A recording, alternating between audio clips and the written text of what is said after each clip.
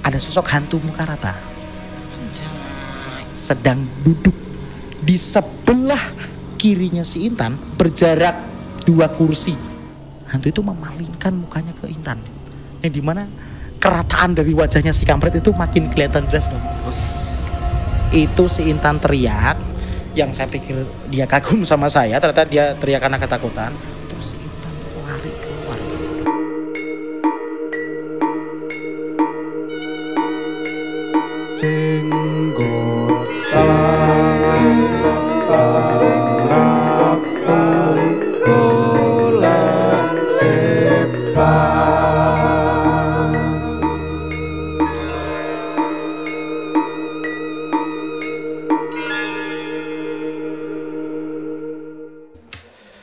Jumpa kembali di Jenggotan, jengkeran rambut golek setan. Dunia bukan hanya tempat bagi manusia, tapi juga bagi mereka yang tak kasat mata. Oke, mari kita langsung saja berbagi cerita. Oke, kira-kira kali ini ada cerita apa, bro? Teman-teman atau Anda sendiri masih ingat gak saya beberapa kali menceritakan kejadian mistis di kampus saya waktu di Malang, ya kan? Nah, ceritanya itu kan pasti saya nggak ngalamin kejadian mistisnya, tapi saya hampir mengalami kejadian mistis dan saya terlibat dalam kejadian itu. Lagi-lagi saya akan membawakan cerita dengan pola yang sama. Saya nggak ngalamin, teman yang ngalamin, tapi saya hampir mengalami dan saya terlibat dalam kejadian itu. Jadi ceritanya di tahun 2000, antara 2015 atau 16, saya agak lupa pada waktu itu. Jadi posisinya nih saya udah semester lumayan banyak lah, ya kan? Jadi senior kan, senior. Nah, kampus saya itu bro, setiap tahun itu mengadakan olimpiade olahraga dan juga seni. Salah satu lomba yang dicabangkan adalah solo vokal. Oke. Nah, suatu ketika itu kan saya angkatan sudah banyak kan, otomatis tidak boleh ikutan. Yang ikutan tuh anak-anak di semester 3 dan 4. Jadi tahun kedua mereka kuliah, biar ada regenerasi gitulah ya. Nah, yang berarti saya tidak akan berkontribusi apa-apa, karena kan saya udah nggak boleh ikutan tuh, jadi panitia juga nggak boleh, jadi manajer nonton juga. Doang ya? Nonton doang. Sampai suatu saat ada yang nelpon saya, adik tingkat ya kan, dimintai tolong saya untuk menjadi mentornya si anak yang bakal ikutan lomba solo vokal nih dari fakultas kami. Kenapa saya? Kita kan tanya.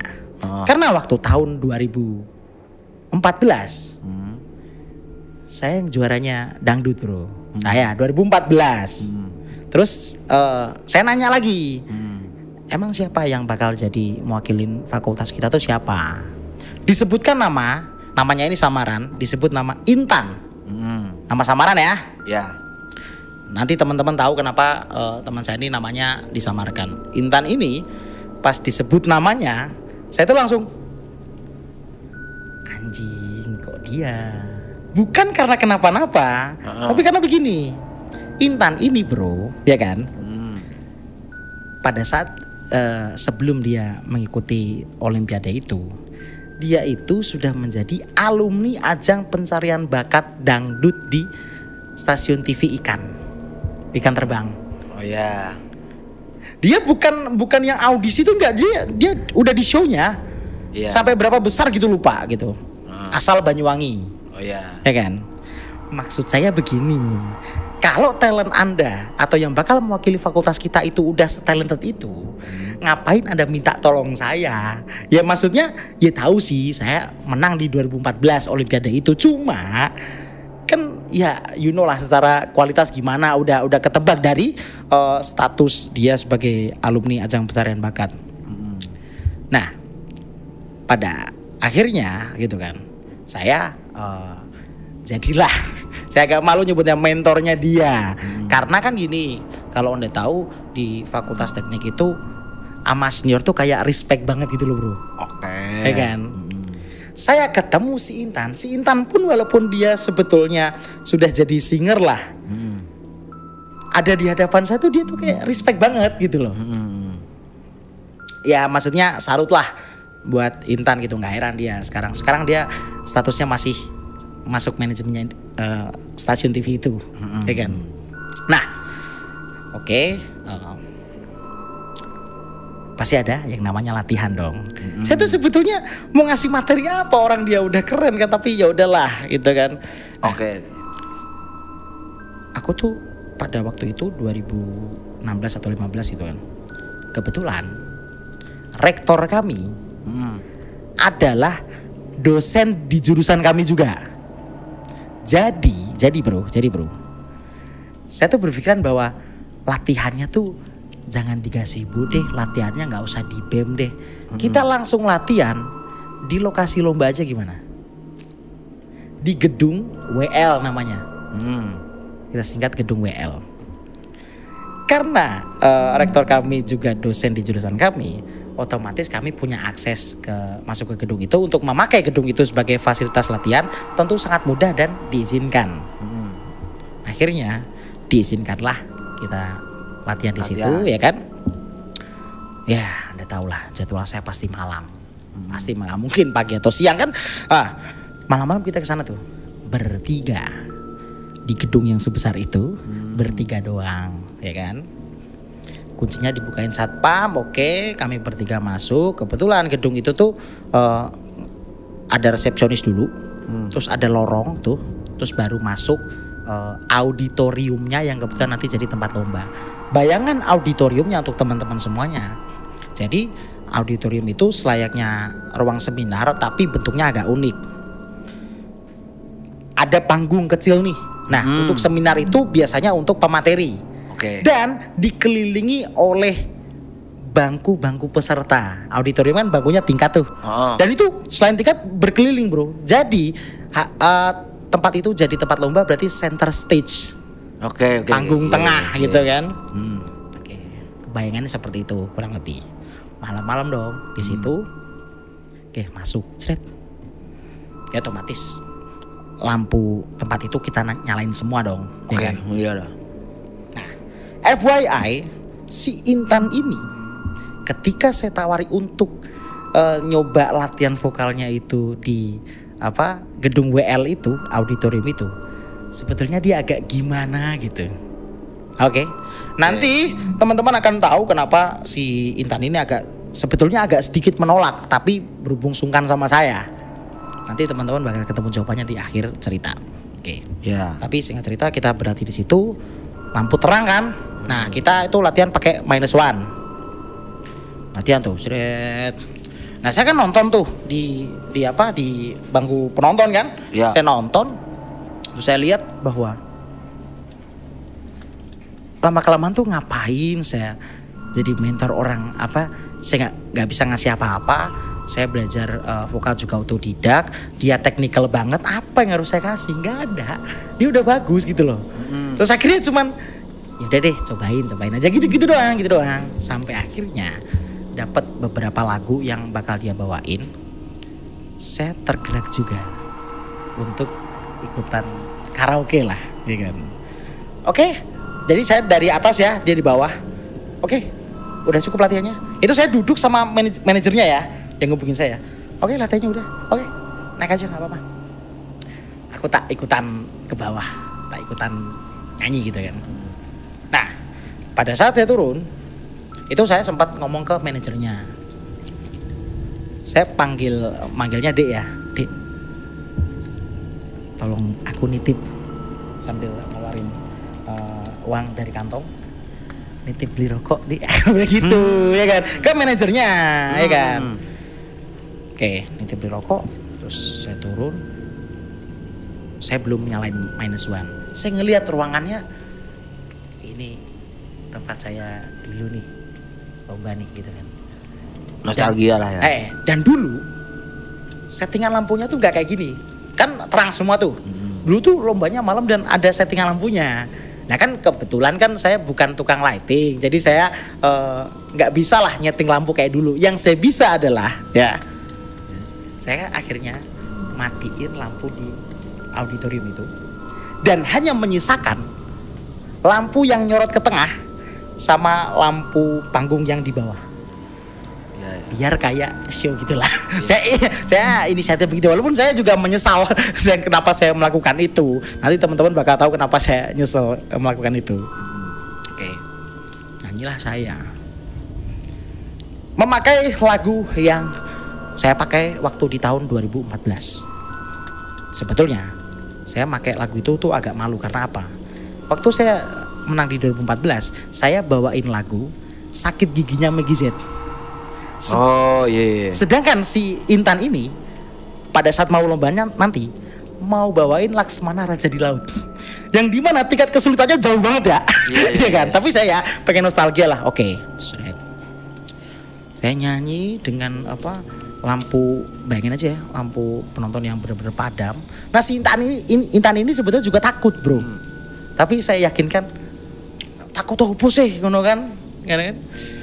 Saya pikir ya karena Intan cewek mungkin dia agak penakut ya, wajar ya. Tapi saya nggak tahu takutnya karena apa. Akhirnya saya nyanyi nih. Di bait pertama nih, bait pertama saya nyanyi, dia itu udah tepuk tangan. Karena saya yakin karena dia respect aja sih sama saya sih, support tangan set. Saya pikir saya itu keren di mata dia. Saya pikir lanjut nyanyi dong saya dong, ya kan. Set. Nah, Anda tahu di bagian refren kedua dari lagu Sakit Giginya Meggy Z, waktu pas saya karaoke itu, saya menambahkan ornamen improve di refnya. Jangankan diriku, semut pun kau marah bila telah. Ada improve-nya dikit lah. Nah, pada saat saya begitu, si Intan teriak.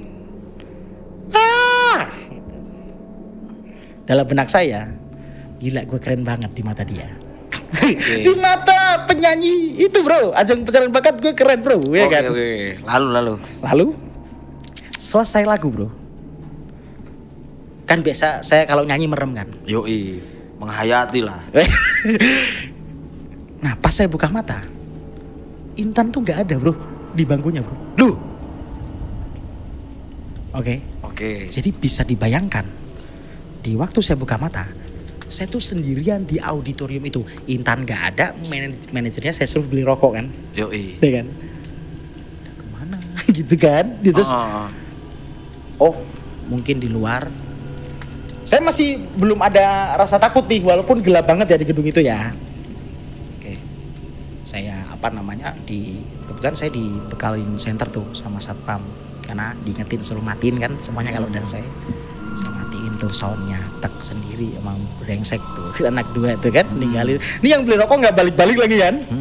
Matiin sound, matiin lampu, dan lampu utama udah saya matiin dari tadi. Saya keluar. Itu begitu keluar gedung itu, lorongnya sepi banget dan agak panjang sih. Saya juga nyeremin kan.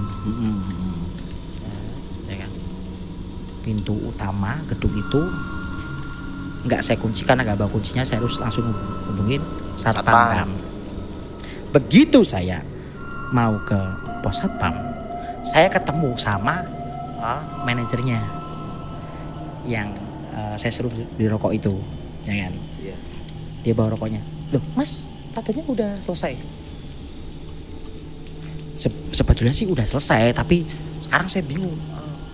Saya pikir Intan sama kamu gitu kan. Karena Intan tiba-tiba gak ada kan. Loh, bukannya tadi Intan sama Mas gitu kan. Nah itu tadi, terus aku ceritain kan yang gitu kan. Habis itu kita nyari Intan bareng-bareng. Tapi sebelumnya kita bilang satpam kalau gedungnya udah selesai kita pakai. Kita cari tuh gak ketemu-temu tuh si Intan tuh. Sampai akhirnya kita berpikiran bahwa apa Intan kekunci di dalam? Apa Intan masih di dalam gitu kan. Terus kita mau bilang satpam lagi gitu kan, Nah pas mau bilang satpam lagi itu bro, si Intan itu tiba-tiba ngechat saya dan si manajer ngechat ke sayanya, Mas sorry tadi saya tinggal tiba-tiba, maaf Mas, bukan maksudnya ninggal, tapi saya tadi sakit perut, dia bilang. Oke. Sakit perut doang, masa ninggalin penyanyi yang Anda kagumi, yoi. Ya apa?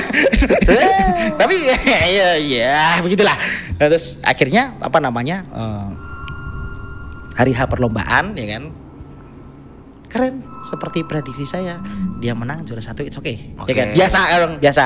Nah, terus ya namanya di akhir acara kan pasti ngobrol dong sama dia dan sebagainya. Ngobrol, keren, saling muji lah begitulah. Terus habis itu diceritain kejadian sebenarnya kenapa waktu itu si Intan ninggalin saya. Oke. Ceritanya cukup singkat sih. Ceritanya begini. Pada saat kita tukeran posisi, pada saat saya di bangku penonton kan saya mau nyanyi di bawah.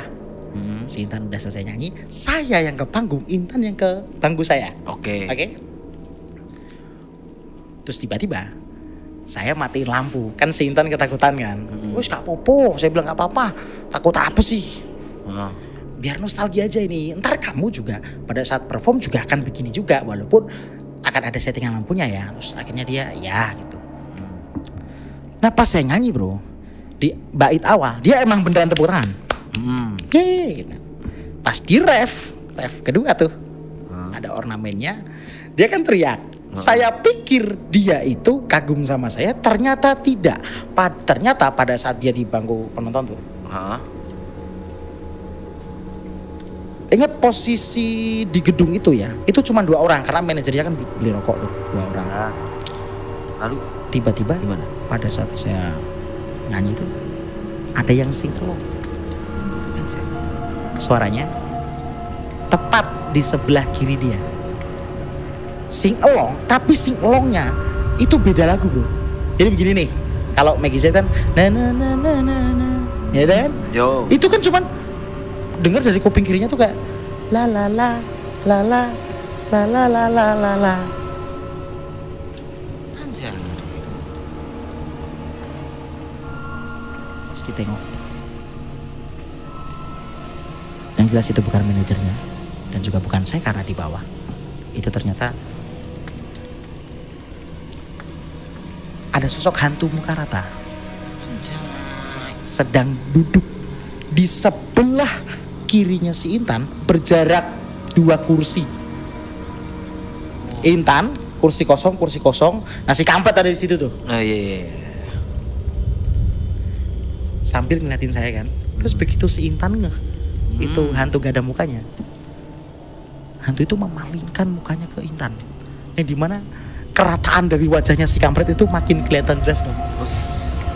Itu si Intan teriak, yang saya pikir dia kagum sama saya, ternyata dia teriak karena ketakutan. Terus si Intan lari keluar. Lari keluar. Nah keluar dari auditorium itu kan ada lorong panjang tuh, sebelum menuju ke resepsionis kan. Nah itu ternyata si Intan itu diganggunya belum sampai situ, nggak sampai situ aja. Ternyata pas keluar dari auditorium dan melewati lorong, hantu muka rata itu mengejar Intan. Wow. Dan cara ngejarnya ini yang bikin serem sih. Menurut pengakuan Intan, cara ngejarnya itu bukan ngejar dengan cara lari bro. Jadi si kampret itu atau si hantu muka rata itu merayap di plafon gedung, atas gedung, merayap atas, jadi dia kebalik gitu, paham ya? Iya. Merayap ngejar Intan sampai resepsionis, sampai Intan keluar. Anjay. Dan ternyata ini usut punya usut bro ya. Ternyata tuh si Intan ya ada penyakit, sorry ya saya nyebut penyakit ya, indigo ya. Makanya dia waktu saya tawarin latihan di gedung WL itu, dia agak nolak, agak gimana. Iya. Terus dia bisa ngelihat hantu dengan sejelas itu ya, dia ada itulah indigo begitu. Ceritanya berakhir. Inilah kenapa saya nyebutnya namanya Intan ya, karena sampai sekarang dia itu kan masih bagian talent dari stasiun TV itu. Dia public figure lah, dia tidak boleh untuk nge-share cerita hidupnya sembarangan. Jadi makanya harus kita samarkan begitulah. Kira-kira yang terjadi pada saya dan juga Intan di tahun 2015 atau 16 saya lupa. Seram sih itu. Lagian ya ngapain di gedung malam-malam. Ya biar kayak itu bro, kayak TV bro. Oke, terima kasih. Keren sekali ini ceritanya. Sampai ketemu lagi di Jenggotan episode selanjutnya.